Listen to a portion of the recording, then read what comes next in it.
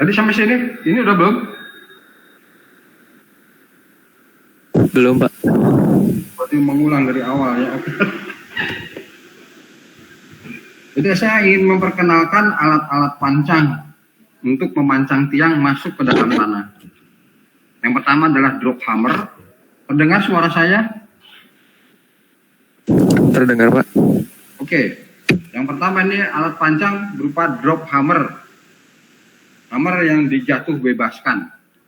Seperti namanya, alat ini berfungsi sebagai palu yang memukul tiang pancang agar menancap sempurna pada tanah yang akan menjadi dasar dari bangunan yang akan dibangun. Bentuk alat ini menyerupai palu ya, yang diletakkan pada bagian atas tiang.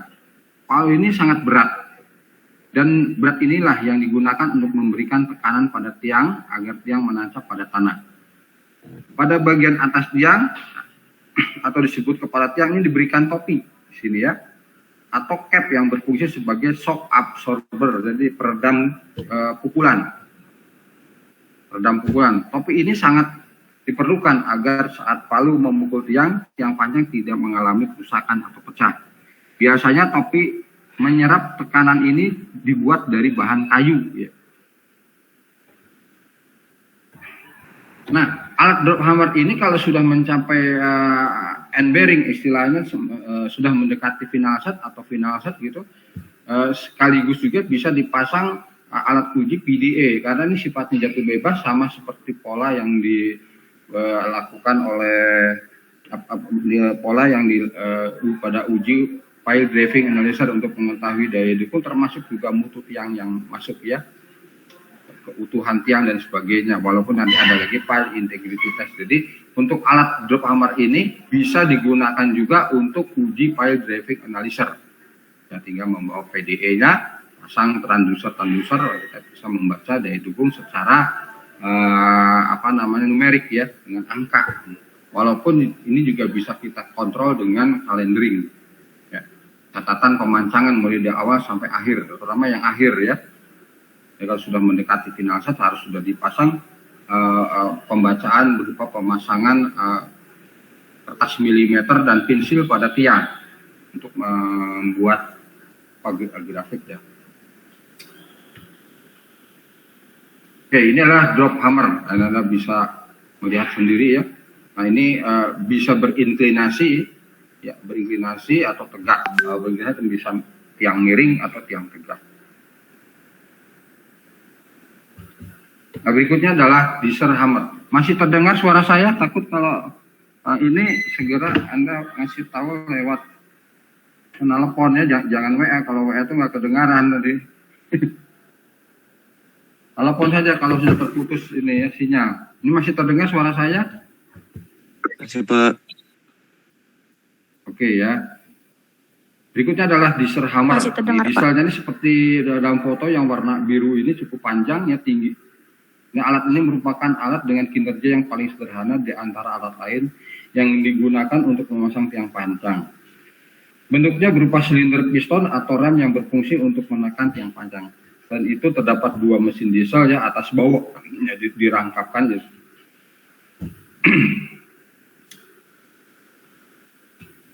Selain itu terdapat dua mesin diesel yang untuk menggerakkan piston ini. Bagian-bagian lain dari alat ini adalah tangki untuk bahan bakar, tangki untuk pelumas, pompa bahan bakar, injektor, dan mesin pelumas agar piston dapat bekerja dengan lancar. Saat bekerja, mesin diesel akan memberikan tekanan pada udara di dalam silinder. Kan udara yang pertama ini akan menggerakkan piston yang akan memukul tiang pancang. Cuman ini harus diperhatikan dalam mengontrol mesin diesel ini, karena mesin diesel ini yang bergerak dan bahkan menimbulkan getaran pada yang terancam adalah mesin itu sendiri. Jadi setiap selesai atau setiap berapa kali mancang harus dikontrol kondisi dari mur bautnya, jangan sampai kendor. Bahkan pada waktu Anda memasang kembali harus menggunakan Loctite ya, lem pengunci drat dari baut-baut dan murnya. Ini penting ya, karena orang yang kalau ini sudah jam terbangnya tinggi, biasanya mur dan bautnya ini mudah terlepas. Kalau mudah terlepas artinya rusak dan menjadi fatal, tidak akan digunakan lagi. Dan alat ini lumayan harganya mahal ya. Biasanya operator itu akan meminta kepada teknisinya untuk mengontrol, melihat keadaan baut-baut dan murnya. Berikutnya adalah ini hydraulic hammer. Ini suatu sistem pemancang kondisi tiang yang pelaksana ditekan masuk ke dalam tanah dengan menggunakan dongkrak hidrolis yang diberi beban counterweight. Nah, counterweight ini dalam ini bisa terlihat ya berupa alat berat itu sendiri.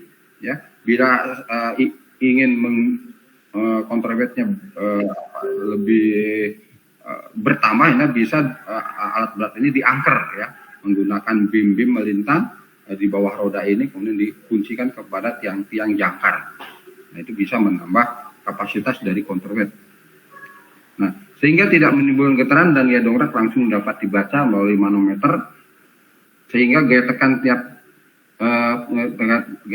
tiang setiap mencapai kedalaman tertentu dapat diketahui. Nah, untuk membaca manometer pun berada di ruang kabin dari operator ini. Biasanya disediakan dua kursi ya, satu untuk operator yang mengoperasikan alat berat pancang hydraulic hammer ini, dan satu lagi satu lagi kursi untuk duduknya yang membaca manometer untuk mengetahui setiap kedalaman kapasitas daya dukungnya ada berapa gitu ya, kapasitas daya dukung. Oke ya. Kalau menginginkan kapasitasnya lebih besar lagi, selain tadi menambah tiang jangkar, bisa mengganti alat beratnya yang kapasitasnya lebih besar. Nah, di sini hydraulic hammernya adalah bergerak ya.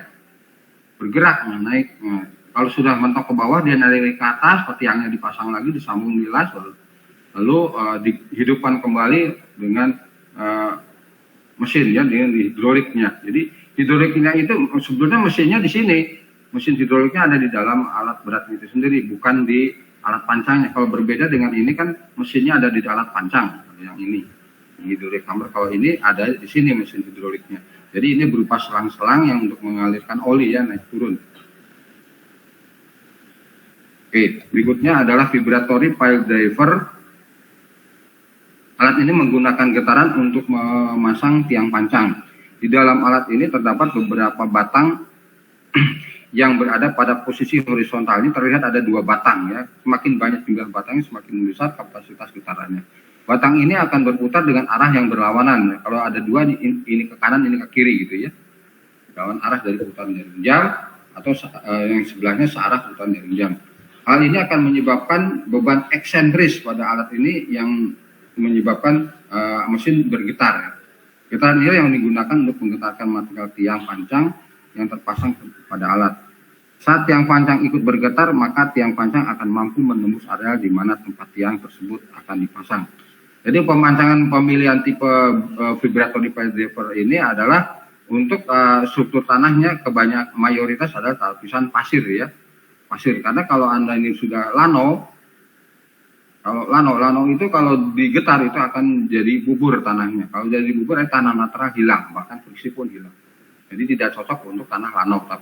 Kalau dia pasir sekalian atau lempung sekalian ya. Jadi kalau yang tengah-tengah itu ya, antara lano dan lempung antara lempung dan pasir adalah lano. Lano umumnya kalau digetar menjadi bubur. Tidak cocok untuk pada tanah lano. Ini lebih tepat untuk tanah berpasir ya, tanah pasir dominannya secara struktur keseluruhan dari atas sampai bawah ya dominannya pasir. Ya, usahakan pasirnya itu berada di atas ya.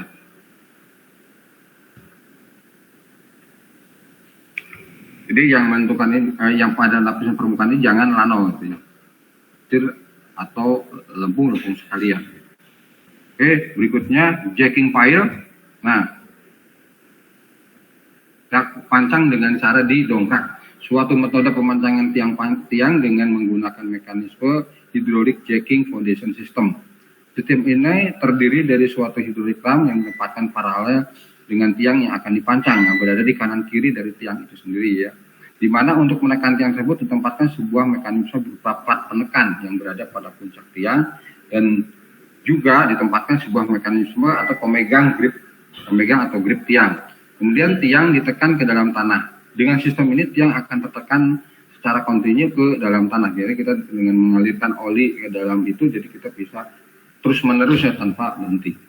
Nah, setiap kedalaman juga sama seperti tadi hidrolik hammer juga kita membaca hidrolik hammer membaca tekanannya pada setiap kedalaman. Nah, kelebihan alat ini adalah tanpa suara, tanpa pukulan, dan tanpa getaran. Lebih sunyi daripada yang tadi ya. Cuma kalau lihatnya performa ini cukup besar ya. Cukup besar. Kalau cukup besar ini tidak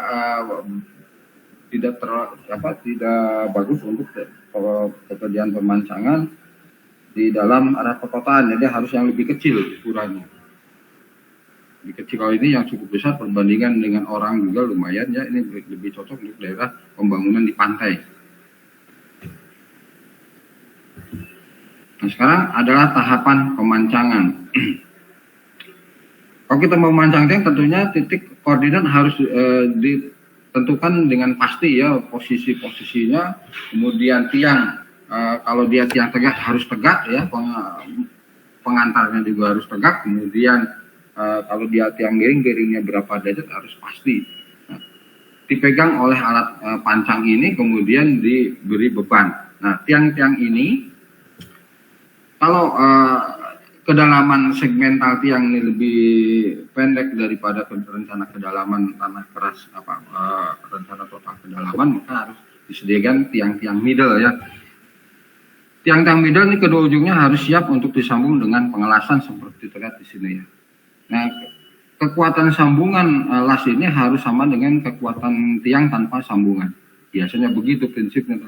Tapi kalau secara engineering ternyata ini ada di ujung-ujung tiang, biasanya momennya kecil ya. Kalau momennya kecil tidak perlu pengelasan yang penuh.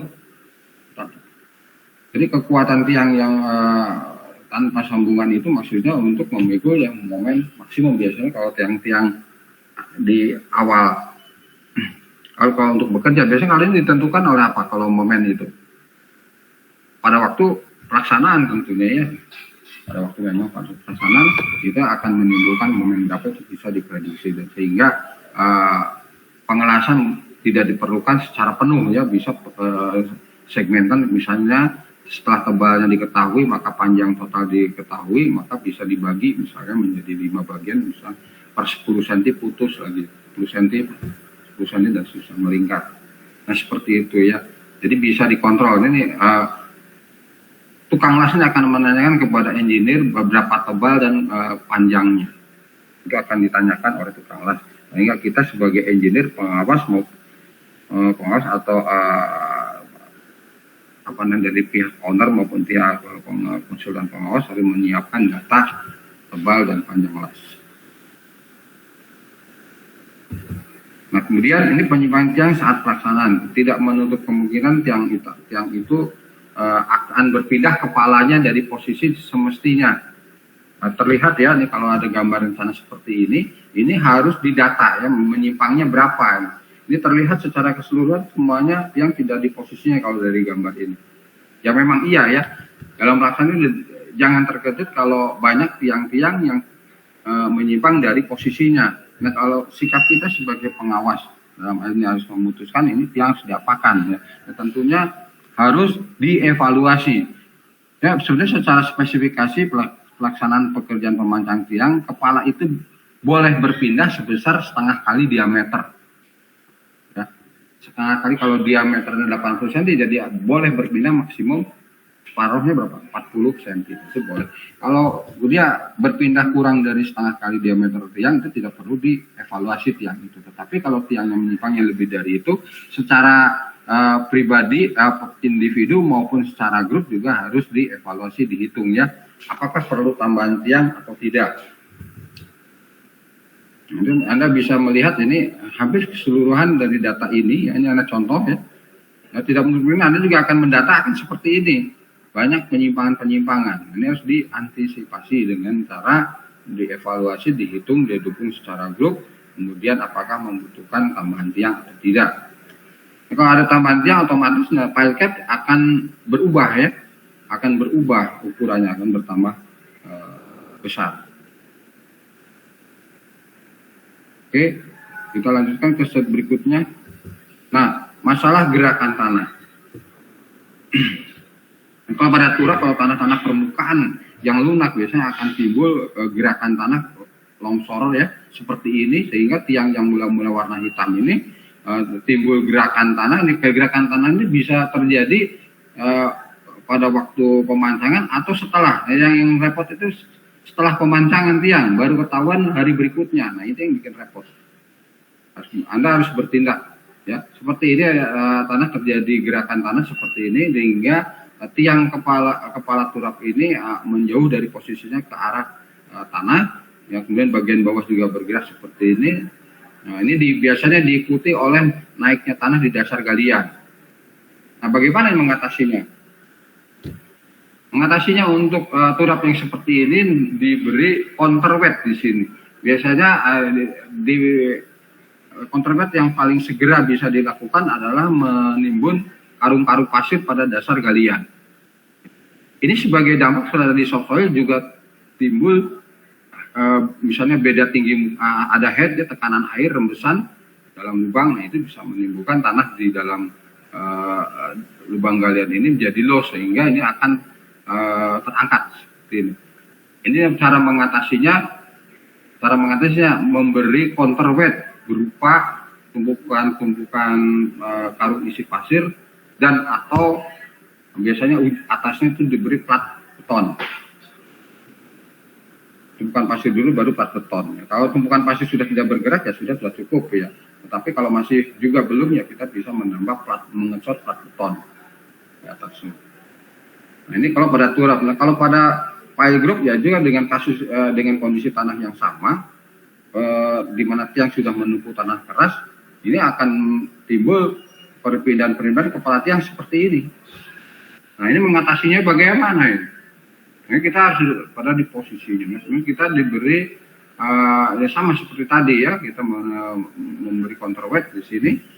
Counterweight, tapi sebelum diberi counterweight, ini tiang harus dikembalikan ke posisinya. Umumnya pada waktu terjadi seperti ini, daerah dasar galian ini ada loss ya. Kalau loss ini kepala tiang bisa dikembalikan di posisinya, baru kita beri counterweight berupa tumpukan karung isi pasir dan bahkan beton ya. Bahkan sekalian saja dipasang pile cap-nya ya, sebagai final dari fondasi. Nah, seperti itu. Kalau dikembalikan ke posisinya bagaimana caranya? Tentunya kita beri dongkrak di sini ya, hydraulic jack atau dongkrak ya. Cuman ini harus, kalau memasang dongkrak harus dua arah ya, ada di dua posisi ya, supaya saling memegang gitu ya. Kalau hanya mengandalkan pegangan ini ya ini jangan-jangan nanti ikut bergerak, jadi harus dua dongkraknya, sebelah sini dan sini. Digerakkan secara bersama-sama, nanti ini akan kembali ke posisi semula. Baru kita beri counterweight di sini ya, counterweight baru di atas counterweight berupa tumpukan karung isi pasir dan plat beton. Sekalian untuk akhir dari pekerjaan fondasi, yaitu pile cap ya.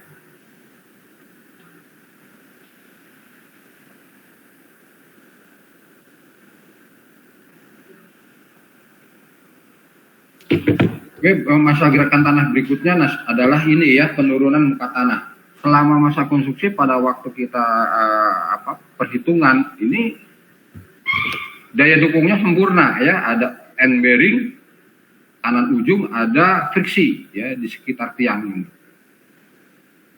Pada waktu selama konstruksi ini sempurna seperti ini, tetapi karena ini tanah sangat lunak, topsoilnya ini begitu diberi beban timbunan akan mengalami penurunan ya. Ini setelah pos konstruksi diberi beban timbunan. Jadi apa yang terjadi? Timbul gesekan antara kulit tiang dan tanah ini berbalik arah ya, arahnya jadi ke bawah. Nah, kalau ini awal selama konstruksi arahnya ke atas, begitu diberi beban timbunan setelah post construction ini arah gesekan jadi ke bawah. Kalau sebagai pengurang, makanya disebut P negatif. Kalau tadi P positif during construction, post construction menjadi P negatif karena arahnya ke bawah. Nah, ini sebagai pengurang, ya, pengurang daya dukung izinnya. Jadi kalau secara keseluruhan PO-nya P positif end bearing ya, P positif kemudian PN bearing, ya P positifnya dari sini, P positif yang ini ya, P positif dari sen ditambah PN bearing, nah baru dikurangi P negatif berasal dari sini, dari karena tanahnya turun timbul gaya gesek arahnya ke bawahnya gesek negatif, baru dibagi angka keamanan. Jadi daya dukung izin akhir ini harus dilaporkan ya, dilaporkan karena nanti akan dievaluasi, bisa jadi tiang ini akan dalam grup itu perlu ditambahkan untuk mencapai daya dukung secara grup memikul satu buah kolom misalnya. Semula dia mampu memikul 500 ton, setelah adanya P negatif tinggal 200 ton, berarti ya, perlu ya ditambah ada P negatif ini. Oke, berikutnya adalah stockpile area. Nah, stockpile area harus peletakan dari tiang. Yang pertama ya tiang tidak boleh, kalau dia dari baja tidak boleh menyentuh tanah ya. Nah, kalau dia dari beton pun idealnya jangan menyentuh tanah supaya nanti pada waktu mungkin bisa diangkat, bisa nyodok dari bawah di tumpuan. Idealnya begitu ya. Di tumpuan. Nah, ini contoh stockpile area yang lumayan lapang, bersih. Idealnya seperti ini ya, menyediakan ya tiang itu diletakkan secara horizontal ya, jangan miring. Jangan menggelundung ya, jangan menggelundung, itu berbahaya, dan areanya harus datar.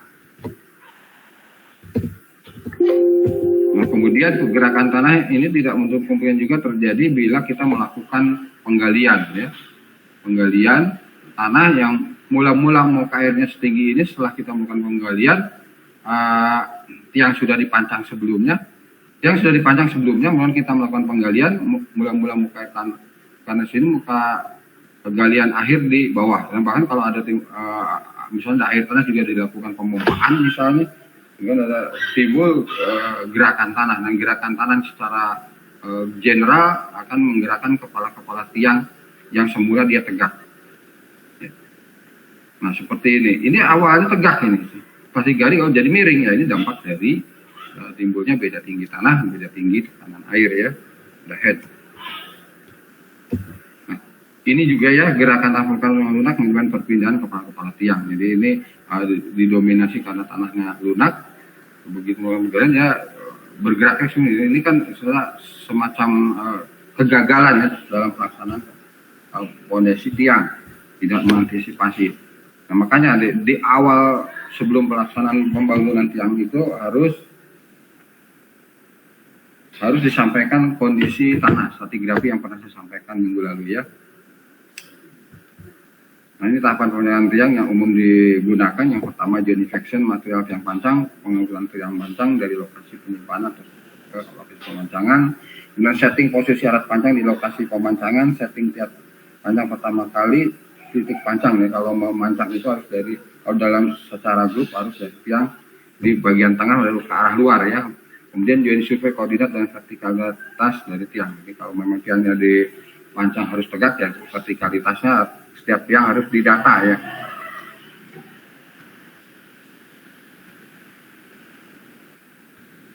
Kemudian melakukan dropping hammer, monitoring vertikalitas dan penghitungan jumlah pukulan dimulai dari elevasi penyambungan tiang pancang dan seterusnya. Jadi ada kalendering ya, catatan pemancang harus ada disiapkan. Kemudian penyiapan tiang pancang lanjut dan joint survei monitoring vertikalitas tiang. Kemudian pengelasan penyambungan tiang pancang. Kemudian berikutnya kembali ke langkah nomor 6 sampai dengan ke dalam tiang pancang yang ditentukan. Jadi sampai dengan final set ya. Jadi saya ulangi, final set adalah batas penghentian pemancang tiang di mana tiang tidak hancur tetapi daya dukungnya sudah mencukupi. Kemudian 10 ada kalendering pemandangan tiang panjang dilakukan sampai nilai kalendering yang ditentukan terpenuhi. Ya. Jadi ya kita namanya kalendering catatan pemandangan itu idealnya dari awal sampai akhir. Kemudian nomor 11 adalah joint survey dan joint inspection sebagai as building tiang pancang ya. Sebagai tiang pancang terpasang harus didokumentasikan baik foto maupun catatan data-data tiangnya, penyimpangan maupun kemiringan. Tahapan pemancangan tiang. Contoh peralatan yang digunakan pemancangan tiang di daerah darat ya, konkret seperti misalnya diameter 60 ini peralatan untuk memancang tiang skumpal diameter 60 ini alat-alatnya seperti ini ya, ada 7 nomor dan kren pemancangan. Satu ini kapasitas minimum 35 ton. Ini contoh ya, contoh pengalaman, contoh berdasarkan pengalaman harus ada ya. Kemudian alat pancang itu sendiri misalnya menggunakan metode drop hammer, kemudian hammernya ya, 4 ton untuk kapasiti 60 ini sudah cukup. Dengan truk satu unit panjangnya 10 meter yang baknya ya, kemudian eskavator isi 200. Ini apa kode 200 apa yang sudah pernah melakukan PKL Anda akan mengenal apa istilah 200. Mesin las ya untuk penyambungan kan minimum 100.000 ampere. Kemudian alat ukur 2 unit total station untuk mengontrol ketegakan atau posisi dari tiang sendiri. Nah ini adalah daftar alat minimum yang diperlukan pada waktu pelaksanaan pemancangan spoon pile diameter 60. Nah kalau diameternya lebih besar lebih kecil yang berubah apanya? Ya kapasiti dari alatnya ya, kapasiti dari alat-alat pemancangnya ini. Ya. Nah sebagai contoh. Nah, kemudian material untuk pemancangan konkret spoon pile diameter 60 ya tiang panjangnya sendiri contoh CSP diameter 60 tipe A tipe B ya kawat las ini untuk bahannya ya membeli Anda beli gitu ya. Kalau yang tadi ini hasilnya bahan habis sebenarnya. Kemudian cat anti karat. Jadi setelah tiang pancang di las itu biasanya meminta alatnya harus dicat anti karat yang cepat kering tentunya ya. Kemudian kertas ukur milimeter blok untuk pencatatan kalendering. Oke, itu adalah tiang panjang. Berikutnya nanti saya selesaikan dulu nanti baru diskusi ya, tanya jawab. Berikutnya adalah fondasi tiang bor. Nah, kalau kegiatan pemboran ya rotary drilling rig, rotary piling drilling. Nah, contoh untuk lag diameter bor pile tipe Kelly ya. Tipe Kelly ini alatnya seperti ini secara umum ya. Ada alat pemandu untuk mengatur ketegakan dari pengeboran lubang bor ya. Nah biasanya urutannya seperti ini yang lengkapnya ya, walaupun ada slide berikut yang memunculkan gambar yang lebih ringkas. Tapi umumnya ya, idealnya lengkapnya seperti ini. Ini bisa dibandingkan kalau Anda melaksanakan PKL. Saya lihat ini kelas 2 ini PKL belum. Oh belum ya. Ini PKL saya bandingkan dengan ini. Ya, yang pertama kali ada spotting ya, penentuan titik ya. Sekaligus juga kita siap untuk memasang casingnya. Kita melakukan pemasangan casing dengan cara diputar. Nah, casing ini diperlukan biasanya pada tanah-tanah permukaan, tanah-tanah yang mudah longsor kalau dipijak ya. Ini beberapa meter saja ke dalam. Ya, kemudian melakukan pemboran di dalam lubang casing ya. Mengeluarkan tanah sambil casingnya juga ditekan masuk ya. Sudah stabil baru dilanjutkan pemboran sampai kedalaman rencana drilling ya. Melakukan pemboran sampai ke dalam rencana sampai tanah keras ini contoh tanah keras yang berwarna abu-abu. Kemudian melakukan pembersihan lubang bor ya, dengan cara bisa dipompa, bisa macam-macam, bisa dengan planning bucket.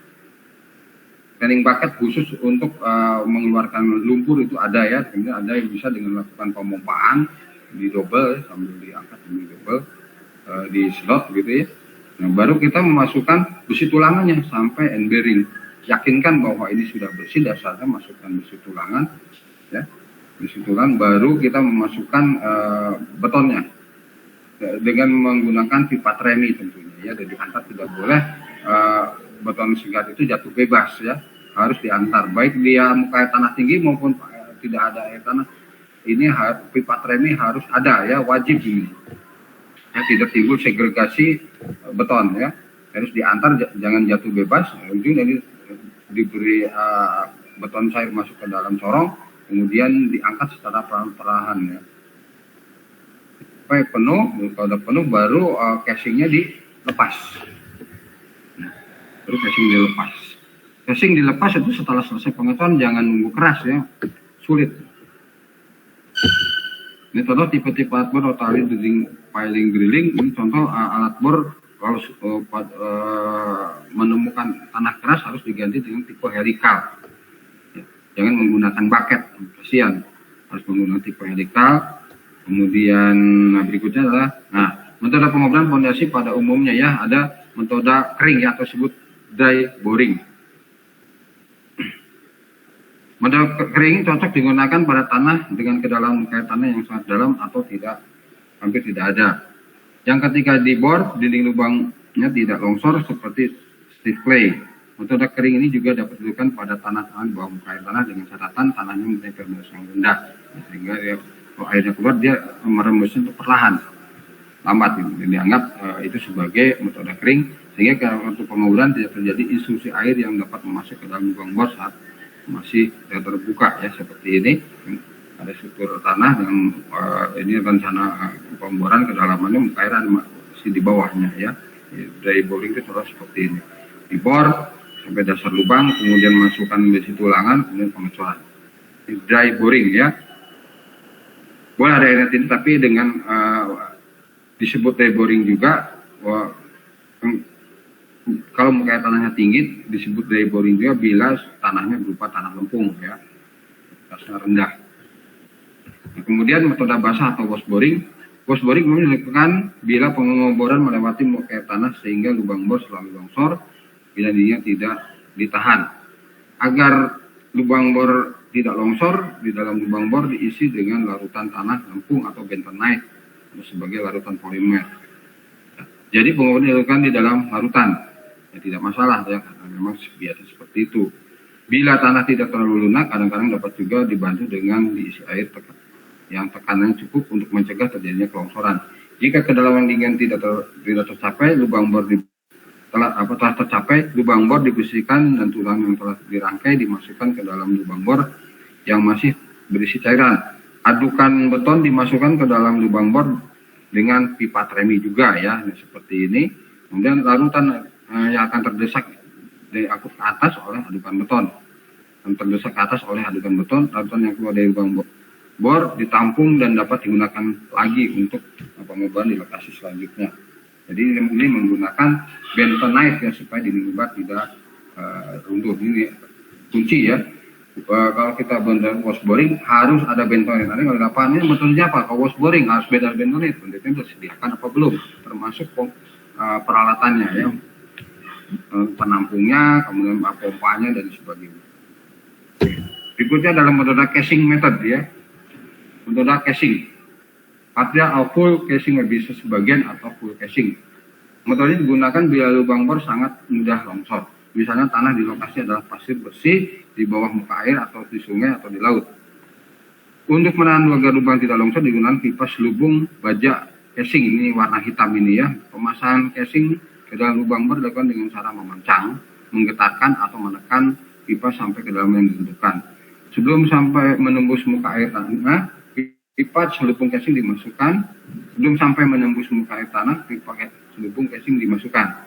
Bila kedalaman tanah mudah longsor tidak terlalu dalam, maka kedalaman casing hanya sampai kedalaman tanah yang mudah longsor saja, tidak perlu semuanya. Yang dicabut dengan oksidator atau dengan tali getar. Namun bila kedalaman tanah mudah longsor tersebut cukup dalam, casing tidak perlu dicabut ya, dan menjadi permanen sifatnya, menyatu dengan beton. Bila bisa juga kondisi yang jelek, casing tertanam sesuai dengan kedalaman kondisi sumber ya. Jadi casing itu bisa ditarik kembali atau tertanam. Nah, seperti ini. Berikutnya apa nih? Prosedur urutan pekerjaan bor pile ada sedikit, ada marking dan setting out posisi pile, pemasangan casing temporary, pengerjaan pengeboran, pembersihan, pengukuran dan pengecekan kedalaman dasar pemboran, kemudian pemasangan besi tulangan, kemudian pemasangan pipa tremi, kemudian pengecoran. Nah, ini gambar ini lebih ringkas daripada yang tadi ya. Saya gunakan yang tadi saja ya. Ada foto-foto kegiatan pemboran. Nah, ini terlihat kalau sudah mencapai tanah keras, belum mencapai elevasi rencana, maka bisa diganti mata bornya dengan tipe helikal yang cukup besar ini ya. Nah, ini lihat ini pipa tremi ini ya, beton cair dituangkan ke dalam pipa tremi dan diangkat secara perlahan ini dengan pipanya. Nah, ini namanya cleaning bucket ya. Kalau kita sebelum kita melakukan pengecoran, sebelum kita masukkan besi tulangan harus dibersihkan dulu dengan cleaning bucket. Cleaning bucket seperti ini. Pada waktu dia masuk, Ini terbuka, begitu diangkat ini tertutup, ya ada klepnya. Berikutnya adalah loading test pier, uji pembebanan tiang. Ya. Ada 3 uji pembebanan tiang, yaitu axial, tension, dan lateral loaded. Ya. Ini contoh gambar axial kompresif dan loading test menggunakan sistem reaction. Ya. Axial compressive strength, jadi terlihat pengujian tiang akan dilakukan menggunakan prosedur dan pengaturan STM D11431.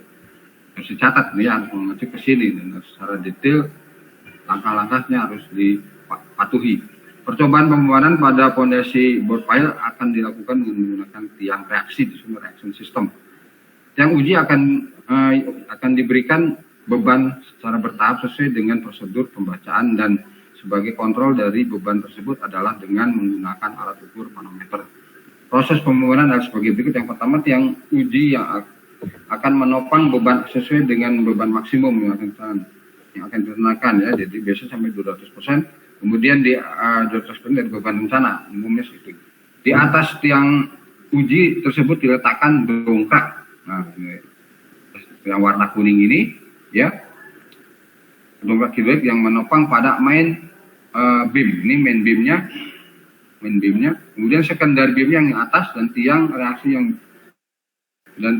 yang ada di keempat sisinya ini ada 4 buah, ya, yang berfungsi sebagai pemberi beban. Jadi dia mengikat. Jadi kita kalau ini bukannya tiang yang sengaja dipasang, tetapi memang tiang di dalam secara grup, misalnya ada 5, kita akan melakukan uji pilenya yang kompresor, ya tentunya di tengah, ya. Nah, ini apalagi kalau ini banyak, ya, lebih dari 5, kita bisa memanfaatkan tiang-tiang. Jadi sifatnya kerjanya tarik tiang-tiang yang 4 ini, ya. Tarik, ya, karena ini ditekan, ini akan tertarik ke atas. Ini yang dibuat cincin melingkar, kunci sehingga dongkrak bisa dihidupkan. Nah, ini sebagai kontrol dari penurunan tiang tersebut digunakan 4 buah dial indikator dan 12 dial indikator kontrol untuk menjaga lateral samping. Jadi 4 untuk arah vertikal dialnya dan 2 dipasang arah lateral untuk mengontrol kalau terjadi penyimpangan. Ini, ya. Jadi sampai dengan beban sana yang diuji adalah hubungan apa namanya? Hubungan antara beban versus penurunan. Beban diberikan sampai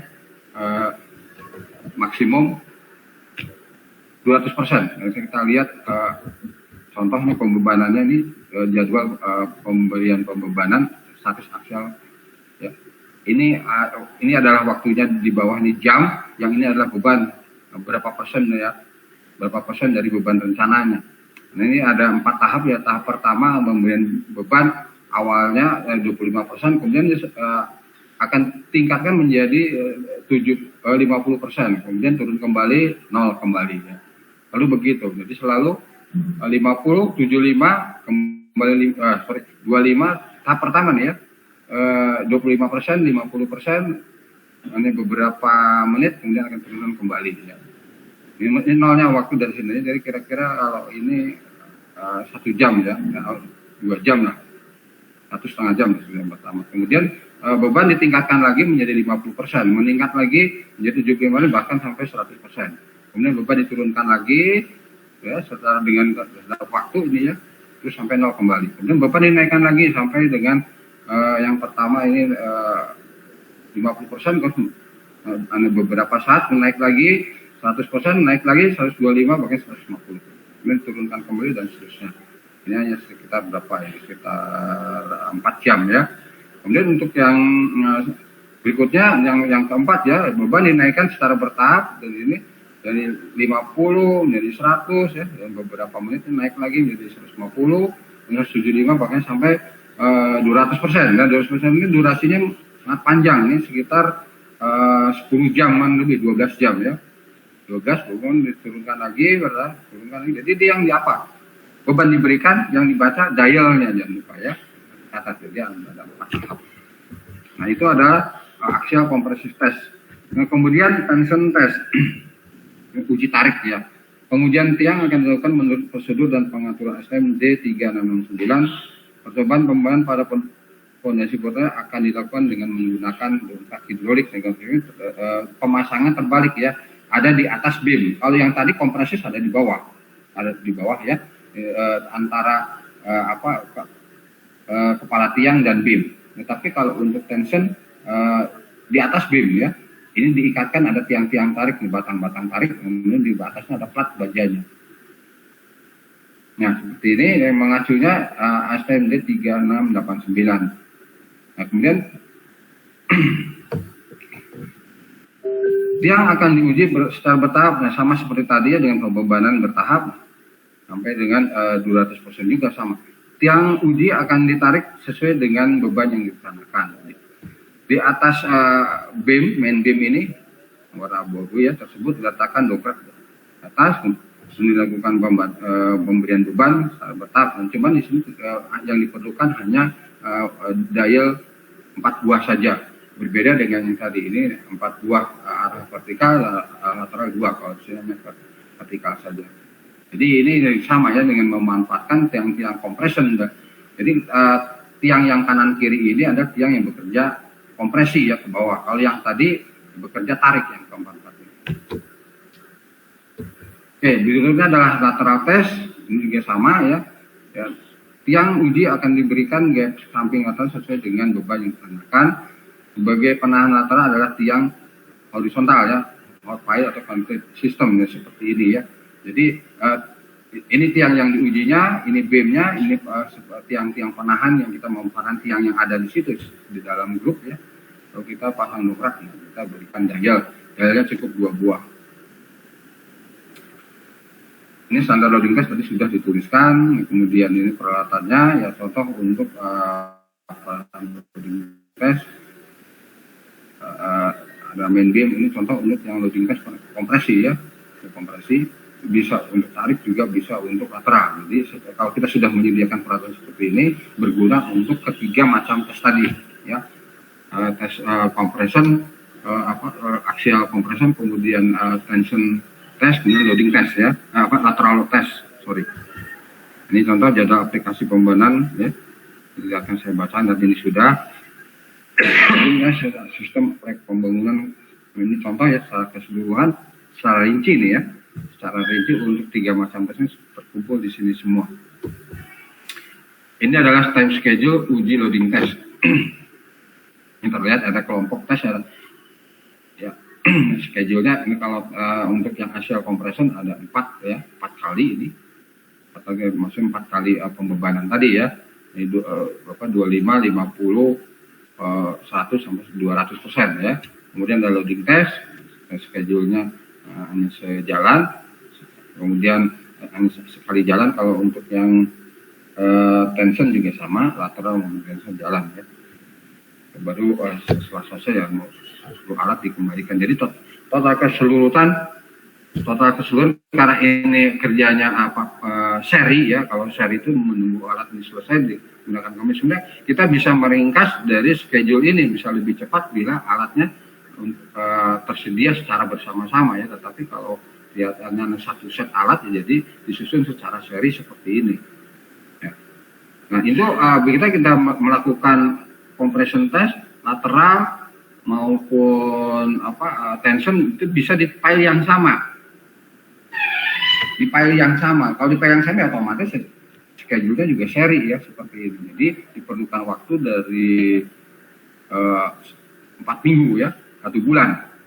1 bulan sampai pelaporan di ujung sini ya, pelaporan. Jadi kalau Anda mengikat pekerjaan dengan tim uji file ya, harus sediakan waktu 1 bulan. Ya, di posisi di file yang itu dikompresi ya, ditarik ya, juga di lateral. Jadi sama. Oke, ini sudah selesai, kita masuk ke forum tanya jawab. Silakan kalau ada yang mau ditanyakan.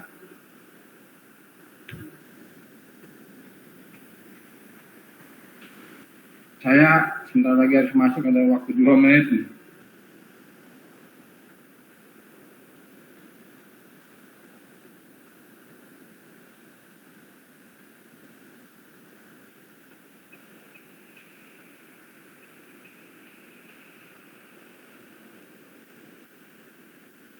Ada pertanyaan kah?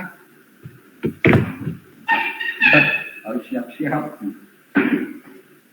Silakan, ada waktu 5 menitan. 5.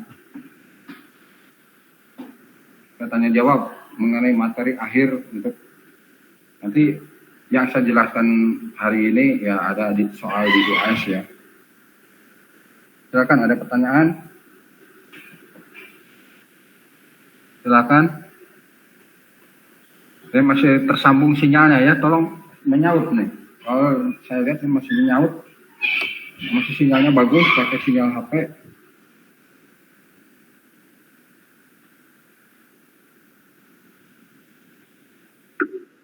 Cepat Ya, tanya Pak. silakan Noval. Untuk casing itu apakah ada kedalaman minimumnya Pak atau harus full satu kedalaman tiangnya tersebut Pak? Ya, casing itu biasanya dipasang terutama di bagian permukaan yang tanah akan biasanya ada pijakan alat berat atau apa yang membuat dinding lubang mudah runtuh harus dipasang. Itu bagian atas wajib dipasang. Nah, kemudian berapa dalamnya ya tergantung dari struktur tanahnya. Kalau struktur tanahnya sampai 5 meter pertama mudah runtuh ya harus dipasang, itu wajib.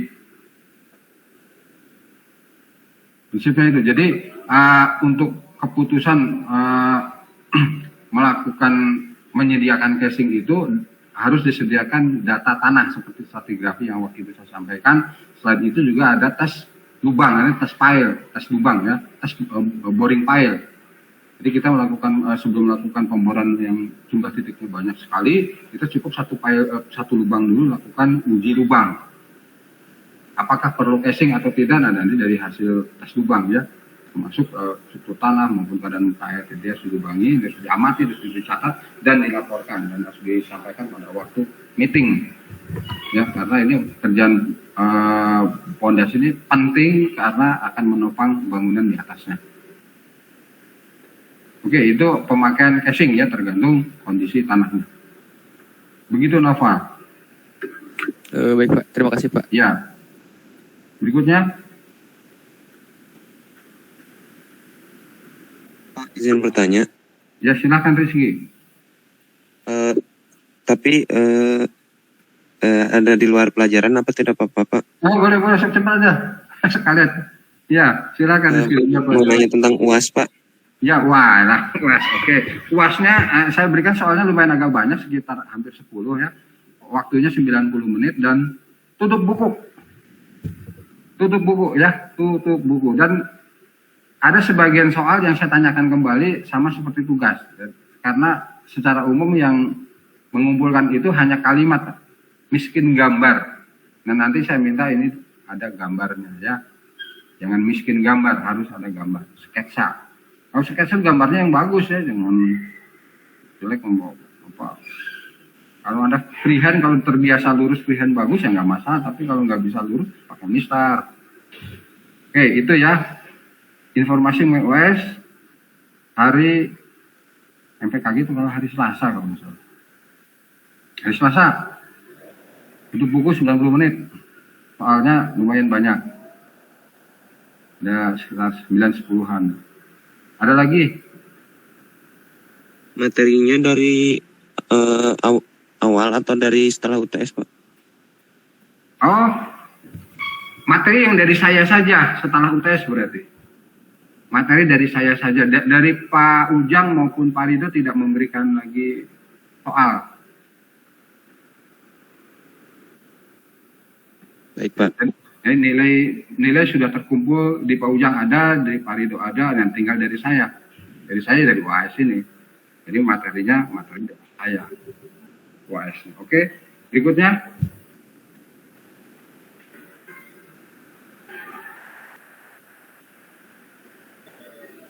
Tidak ada. Saya tolong jawab ya dari 3 mahasiswa perwakilan untuk apakah ini sudah cukup atau tidak.